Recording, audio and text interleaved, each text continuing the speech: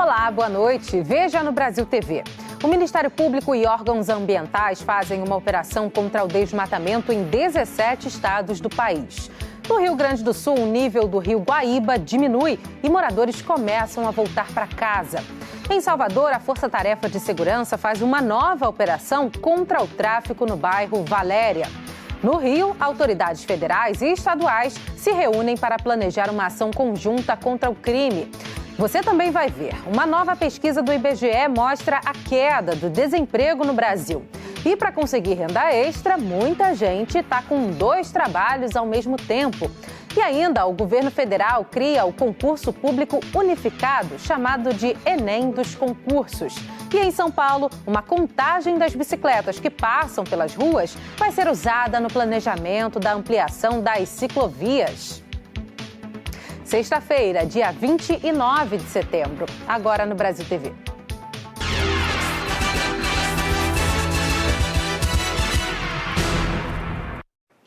Agentes ambientais e promotores de justiça fizeram hoje uma ação de combate ao desmatamento ilegal em 17 estados do Brasil.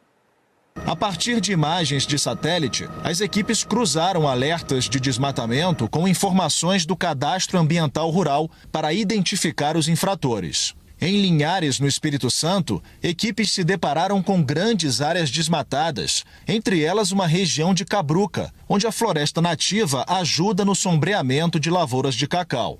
No Paraná, os agentes constataram o corte de árvores em mais de 1.500 hectares e apreenderam toneladas de madeira ilegal. Essa cultura da fiscalização, a cultura de resposta ao ilícito, somada a outros fatores, como, por exemplo, a interrupção de crédito para os desmatadores ilegais, isso é o que tem trazido, de fato, uma mudança de cenário em relação à preservação dos remanescentes da Mata Atlântica no Brasil. 1/3 do que foi desmatado do bioma no ano passado foi em Minas Gerais. Na Bahia foram mais de 20% de mata derrubada e no Rio Grande do Sul, quase 12%. Ambientalistas chamam a atenção para o avanço do desmatamento nas regiões onde a Mata Atlântica se mistura ao Cerrado, um bioma que vem sofrendo com o aumento das derrubadas nos últimos anos. São áreas de expansão agrícola que colocam em risco a biodiversidade das 2 florestas. Essa floresta é onde vive a maior parte da população brasileira e ela fornece serviços ecossistêmicos de água, de energia elétrica, de alimentação para uma grande parte do Brasil, inclusive para a exportação de commodities agrícolas. Em Minas Gerais, a operação concentrou as ações no norte do estado. Os agentes encontraram vários clarões na mata e carvoarias funcionando sem comprovação da origem da madeira. Pequenos cavoeiros que acabam se aproveitando desse subdesenvolvimento dessa região tão carente. E nós também temos um foco em grandes desmatamentos com licenças autorizadas, que também a gente identifica que, por vezes, tem estudos que são, de alguma maneira, apresentados sem demonstrar aquela área como importante. Então, é um foco da operação, não somente o ilegal, que não tem autorização, mas também autorizações sob suspeita. No Rio Grande do Sul, o nível do rio Guaíba baixou e moradores começam a voltar para casa. Com o recuo do Lago Guaíba, deu para ver como ficou a orla da capital gaúcha, com muita lama e entulho. Essas imagens mostram até onde a água chegou. Hoje, algumas pontes e trapiches foram liberados para circulação. Na quarta-feira, o Guaíba atingiu a maior cheia dos últimos 82 anos. Hoje, o risco de inundação diminuiu e 5 comportas da região central foram reabertas. Outro ponto extremamente atingido pela cheia do Guaíba são as ilhas de Porto Alegre. Aqui pelo menos 200 pessoas tiveram de sair de casa. Hoje, com o recuo da água, alguns já puderam voltar para casa e a difícil rotina de retomar a vida depois de terem perdido tudo. Na verdade, que nem eu digo, a água está baixando, mas tem que começar do zero, né? Não tem o que fazer. Quem ainda continua com as casas debaixo d'água está acampado em barracas às margens da rodovia. Lá perderam casa, aqui tem gente, uma amiga minha perdeu tudo dentro de casa também. As chuvas intensas dos últimos dias ainda trazem transtornos em outras cidades do Rio Grande do Sul. O barco é um meio de transporte para muitas famílias poderem sair de casa em Alvorada, na região metropolitana de Porto Alegre. Em Bagé, na campanha gaúcha, 5 escolas ainda não têm condições de receber os alunos depois da última chuva de granizo. A esperança do gaúcho é retomar a rotina dentro do possível. Consegui retornar ontem à tarde, no final da tarde, e limpei tudo. Graças a Deus consegui dormir uma noite de sono, mas muita coisa molhada, estragada. A Força Tarefa de Segurança, que atua na Bahia, fez uma nova operação no bairro de Valéria, em Salvador. O repórter Mauro Anchieta tem os detalhes. Os agentes das Forças de Segurança chegaram ao bairro por volta das 10 da manhã. Os policiais federais, civis e militares vieram para cá em dezenas de veículos, inclusive estão usando os blindados que chegaram do Rio de Janeiro na semana passada e foram incorporados à frota da PF na Bahia. Hoje os policiais voltaram ao bairro para cumprir mandados de prisão e busca e apreensão. Já foi confirmada a morte de um homem num confronto com as forças de segurança. Os ônibus deixaram de circular no bairro. A gente lembra que há 2 semanas o policial federal Lucas Caribé, de 42 anos, morreu numa troca de tiros aqui em Valéria, numa ação como essa de hoje. Em outra ação, na cidade de Amélia Rodrigues, a cerca de 90 quilômetros daqui de Salvador, policiais federais entraram em confronto hoje com o suspeito de comandar uma facção criminosa aqui na Bahia. Ele morreu. Esse suspeito tinha mandado de prisão em aberto e teria dado ordem, inclusive, para que traficantes abrissem fogo contra policiais federais na operação do último dia 15 no bairro de Valéria. E hoje de madrugada aqui na capital, 2 homens morreram num confronto com policiais militares no bairro de Nova Brasília. Com eles, a polícia apreendeu drogas, máquinas de cartão e celulares. Já são 65 os mortos só este mês aqui na Bahia em ações das polícias. Entre eles, um policial federal e 2 PMs. No Rio de Janeiro, os governos federal e estadual anunciaram hoje uma ação integrada contra o crime. A repórter Beth Lucchesi tem as informações. A reunião entre o governador do Rio, Cláudio Castro, e o secretário executivo do Ministério da Justiça, Ricardo Capelli, durou cerca de 1 hora. Eles disseram que as ações conjuntas de combate à criminalidade do Rio estão sendo preparadas, mas preferiram manter em sigilo a maior parte delas. Não revelaram sequer a data de início das operações. O que foi revelado? O Complexo da Maré, onde traficantes foram flagrados recebendo treinamentos táticos para enfrentar a polícia, não será ocupado. Ali vão acontecer ações pontuais para desarticular o tráfico. Nessas operações haverá uso de tecnologia como câmeras de reconhecimento facial. A Força Nacional de Segurança estará presente, mas apenas no entorno das comunidades, dando apoio ao trabalho da Polícia do Rio. As autoridades também disseram que a Maré já está sendo monitorada para acompanhar a movimentação de criminosos. Eles confirmaram também que a Polícia Rodoviária Federal passará a fazer o patrulhamento da Avenida Brasil, que é uma das principais vias expressas do Rio, onde têm sido registrados muitos assaltos. Na última quarta-feira, até uma bomba foi jogada num ônibus. 3 passageiros ficaram feridos. Então, essas ações vão se estender também para outras áreas da cidade. Fios soltos, embolados, caídos. Moradores de Brasília reclamam dos emaranhados de fiações que se espalham pelos postes na capital. No conjunto U da QI 5 do Guaraum, parte da fiação já caiu na calçada. E nesse ponto está na frente de uma garagem. Veja que os cabos de telefonia, internet e TV a cabo continuam presos aos postes. No Centro de Ensino Fundamental 2, o fio começou a ceder na porta da escola. Inclusive, se vocês observarem, esse fio que está mais baixo aqui, o ônibus escolar não encosta. O problema ocorre em todo o DF. Esse emaranhado aí é lá em Planaltina. E o Odilon mandou um vídeo pra gente contando sobre o descaso. Olha o absurdo que está aqui no Jardim Roriz, na quadra 1. A quantidade de fio, tudo largado, todos os fios baixos. A Neo Energia disse que 46 empresas usam clandestinamente a estrutura dos postes para a instalação desses fios de telefonia, internet e TV a cabo. E não é só nas ruas que as pessoas estão reclamando do descaso. Eu estou aqui no apartamento do Cláudio, que fica no Polo de Modas do Guará, e quando a gente abre aqui a janela do quarto, olha só a visão que ele tem. Um emaranhado de fios. Cláudio, difícil isso aí, né?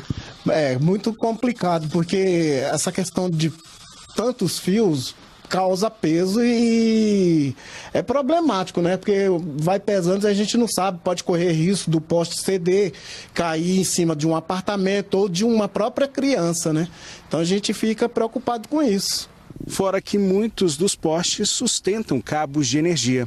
Segundo a Neoenergia, a associação que representa as empresas que usam os postes conseguiu uma liminar na justiça impedindo que a fiação seja retirada. É responsabilidade das empresas de telecom a manutenção dos seus próprios fios. Mas para que a ocupação dos postes seja feita de forma ordenada, havendo uma fiscalização, essas empresas precisam se regularizar com a Neoenergia. Com essas liminares, nosso trabalho de retirada de fios clandestinos foi reduzido em aproximadamente 75%. Essa decisão isenta essas empresas das responsabilidades das fiações expostas que colocam em risco a população e a infraestrutura elétrica do Distrito Federal, além de promover uma concorrência desleal frente às empresas que ofertam o serviço de forma regulada. O IBGE divulgou uma queda no índice de desemprego no Brasil. A taxa é de 7,8% no período de junho a agosto. Nessa mesma época do ano, no ano passado, o índice era de 9%. Érica sempre trabalhou com entrega de tortas em domicílio. Agora vai inaugurar uma loja. Ela tem 2 funcionários e quer contratar mais. É a primeira vez que a gente procura um lugar para atender o público realmente e agora a gente vai sentindo o movimento. A gente vai precisar de uma pessoa para atendimento ao cliente, vai precisar de mais gente no escritório, a gente está sentindo e fazendo aos poucos, né, para ver o que acontece. Carolina tem 3 filhos para criar e está muito entusiasmada com o novo trabalho. Ter novos conhecimentos, agregar, porque conhecimento nunca é demais, é aquilo que ninguém nos tira. Eu quero isso, crescer profissionalmente e ajudar a empresa a crescer também. O número de pessoas trabalhando no Brasil chegou a 99 milhões no trimestre encerrado em agosto. Esse crescimento se refletiu na queda do desemprego, que atingiu o menor nível em 8 anos. Mas 8 milhões e 400 mil brasileiros seguem sem trabalho. A pesquisa do IBGE mostra que mais pessoas conseguiram trabalho tanto no mercado formal quanto no informal. O número de empregados com carteira assinada foi o maior desde 2015. Foram mais de 37 milhões de trabalhadores no setor privado. A taxa de desemprego ela pode cair por 2 fatores. Ou porque tem mais gente trabalhando, ou porque as pessoas estão desistindo de procurar emprego. Aquelas que não estão trabalhando vão desistindo de procurar emprego. Nesse trimestre, essa passagem de maio para agosto, o que a gente observa é que tem mais gente trabalhando. De fato, os serviços foi o maior destaque, mas foi bem espalhado entre as atividades econômicas esse resultado. Pequenos empresários estão usando o próprio cartão de crédito para fazer investimentos nos negócios. Mas especialistas alertam que os juros exorbitantes são uma ameaça para quem não pagar em dia. O Ronaldo e o Demerval comandam em Belo Horizonte uma microempresa de petiscos congelados que está completando 2 anos. Eles produzem bolinho de feijão e dadinho de tapioca com queijo canastra. Receita de família. São 600 quilos por mês. Eles já poderiam ter ampliado o negócio, mas a dificuldade para conseguir um financiamento no mercado atrapalha. Os bancos não dão muita abertura para que eles consigam ter um acesso ao crédito. Crédito para financiar a operação, capital de giro e também para investimento. A saída hoje tem sido o cartão de crédito. Se não fosse ele, essa máquina aí, que vai ajudar na produção, seria ainda só um sonho. Quando vai comprar um equipamento, tem que ser muito bem pensado, então às vezes atrasa nessa compra desse equipamento, porque você não tem um financiamento e às vezes tem que usar mais de um cartão. Então é um malabarismo muito grande hoje para o microempreendedor. O Ronaldo e o Demerval não estão sozinhos nessa prática de recorrer ao cartão de crédito para alimentar o sonho do negócio próprio e conseguir crescer. Quase 40% dos micro e pequenos empresários hoje usam o cartão de crédito como uma modalidade de financiamento. Ele é estratégico para a sobrevivência dos micros e dos pequenos negócios, no alcance de todo o seu ativismo econômico. Mariana é chefe de cozinha e começou a empreender no setor há 10 anos. Até hoje, trava uma luta para se manter na atividade e crescer. Ela pede para que as grandes instituições olhem com mais atenção para as pequenas empresas. É confiança mesmo, entender o negócio, o projeto da empresa e incentivar, né? Para este economista da Fundação Getúlio Vargas, é preciso tomar muito cuidado ao utilizar este tipo de financiamento. Ele tem que gastar o que tiver que gastar nessa situação, mas entender que no dia do vencimento do cartão, ele tem que ter recursos para quitar tudo aquilo e não, de forma alguma, é proibitivo entrar no rotativo do cartão.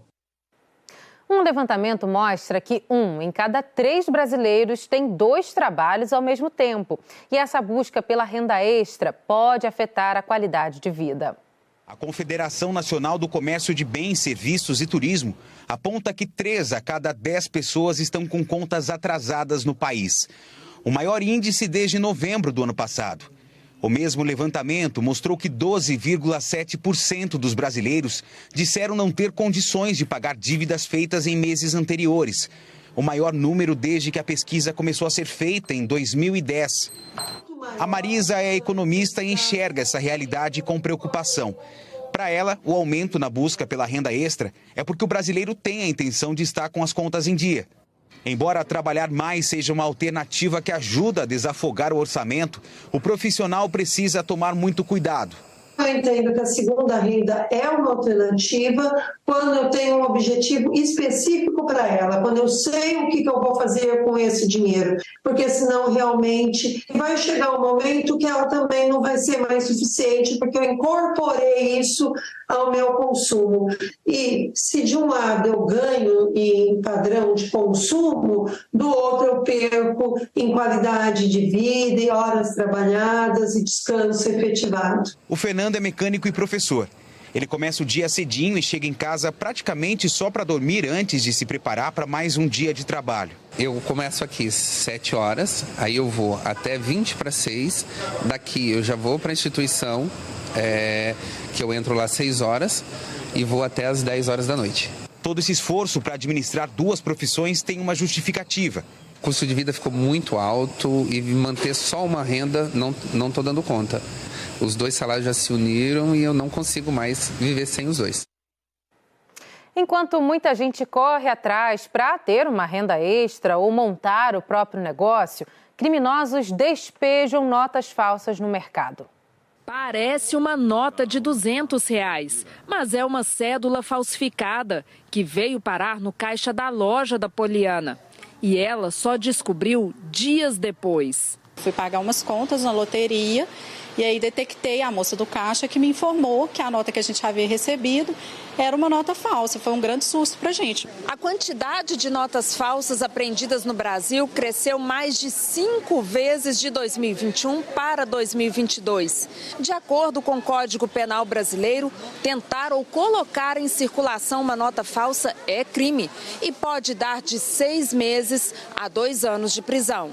Segundo o Banco Central, os itens básicos para saber se a nota é falsa ou verdadeira são a textura da nota.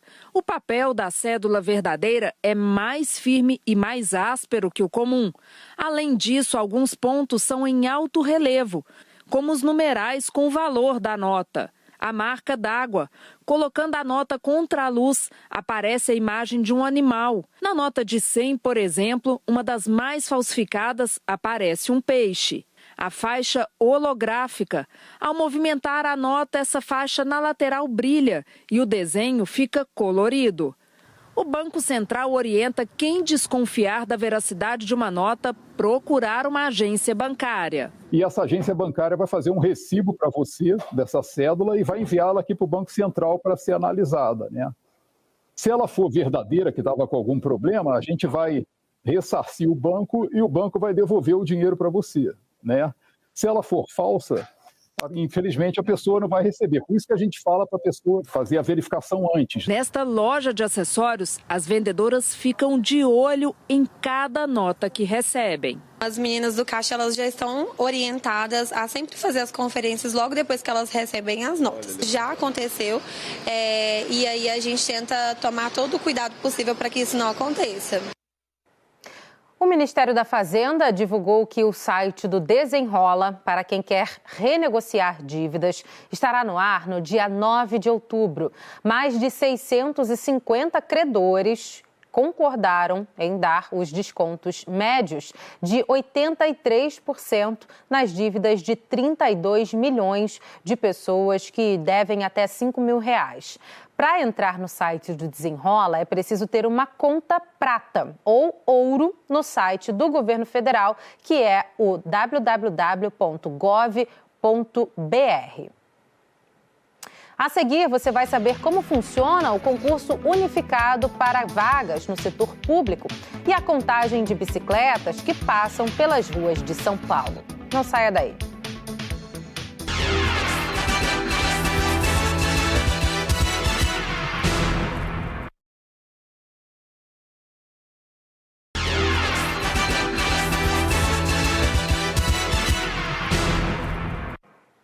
O governo federal publicou hoje o decreto que institui o concurso público nacional unificado, chamado de Enem dos concursos. O repórter Ricardo Abreu explica. Esse novo modelo vai ser aplicado de acordo com a adesão de órgãos e entidades da administração pública federal. E vai funcionar assim: a aplicação da prova vai ser simultânea em todos os estados e no Distrito Federal. O candidato vai pagar uma taxa única para concorrer a vagas em diferentes órgãos federais, claro, desde que sejam de uma mesma área de atuação. Até agora, foram autorizadas pouco mais de 9 mil vagas de concurso em 48 órgãos públicos que poderão aderir a esse novo modelo. E a ideia do concurso público unificado, segundo o governo, é promover igualdade de oportunidades de acesso aos cargos públicos efetivos, além também de padronizar os métodos de seleção dos servidores e da aplicação das provas. Mas é importante também destacar que esse modelo não vai ser aplicado em todas as seleções. Cargos e carreiras que já previam mais de um critério de seleção, como provas de título e cursos de formação, vão continuar sendo feitos por seleção específica. O governo também quer usar essa prova para criar uma transição para um modelo que seja periódico e unificado, a exemplo do que já acontece com o Enem para acesso a universidades públicas. Um levantamento sobre o uso de bicicletas na cidade de São Paulo está sendo usado nos estudos para ampliação das ciclovias. Quem pedala pelas ruas da capital paulista enfrenta problemas todos os dias. A bicicleta é o principal meio de transporte do Thiago. Todos os dias ele encara 12 quilômetros para ir e voltar da barbearia, onde trabalha na Vila Carbone, Zona Norte. Boa parte da pedalada é na ciclovia da Avenida Inajar de Souza. Não é que ela esteja em más condições, mas o Thiago sabe que tem outras muito melhores em São Paulo. Eu não sei por que, a parte do centro, eles valorizam mais, né, essa parte da acessibilidade, da pintura e um pouco da nossa comunidade, assim, o pessoal esquece um pouco. A gente percorreu uns pouco mais de 3 quilômetros a ciclovia da Inajar de Souza, que está toda desse jeito, na cor cinza, quando na verdade ela deveria estar na cor vermelha, indicando que essa é uma ciclovia. O que restou de vermelho está aqui no asfalto, como vocês podem perceber. Outro problema é a falta de sinalização para os ciclistas nos cruzamentos. Ontem mesmo um caminhão entrou aqui, vinha aqui, passou para lá e quase atropelou os que vinham sentido contrário aqui. O último balanço oficial da pesquisa Origem e Destino do Metrô estimou que em 2019, menos de 1% das viagens diárias na cidade eram feitas em bicicleta. Mas os planos de mobilidade e ação climática da Prefeitura colocaram como meta aumentar esses números. Daqui a 5 anos, a ideia é quadruplicar para 3,2% do total de viagens, chegando a 4% em 2030. Em 2050, o plano é chegar a 8%, ou seja, 10 vezes mais do que em 2019. O Vitor é entregador e pedala em média 15 quilômetros por dia. Passou algumas vezes por esse contador móvel da Prefeitura, instalado na rua Curuçá, na Vila Maria, Zona Norte. Apenas um de 3 disponíveis. Em abril, os pesquisadores contaram manualmente o número de ciclistas que passaram por 210 pontos espalhados pela cidade. Vai ser sempre mais seguro, a sinalização vai ser melhor tanto para a gente, que é os ciclistas, quanto para os motoristas também. Seria perfeito. São pessoas como o Vitor e o Thiago que o plano de monitoramento de viagens em bicicleta quer detectar em uma parceria da Prefeitura com a ONG Ciclocidade. Para complementar esse levantamento, a Prefeitura vai monitorar 110 pontos a cada 2 anos com contadores móveis. A AID, coautora do estudo da Ciclocidade, diz que o projeto deve ajudar a levar a infraestrutura das ciclovias para a periferia. Que é uma população que pedala muito, que muitas vezes a bicicleta é não só um modo saudável, um modo sustentável, mas é um modo econômico que vai tornar viável a vida dessas pessoas. A Prefeitura de São Paulo informou que a pesquisa vai ajudar no aperfeiçoamento das políticas públicas para as ciclovias da cidade. O Brasil TV fica por aqui. Outras notícias logo mais no Jornal Nacional, às 8h30 da noite, hora de Brasília. Uma ótima noite para você e um bom fim de semana.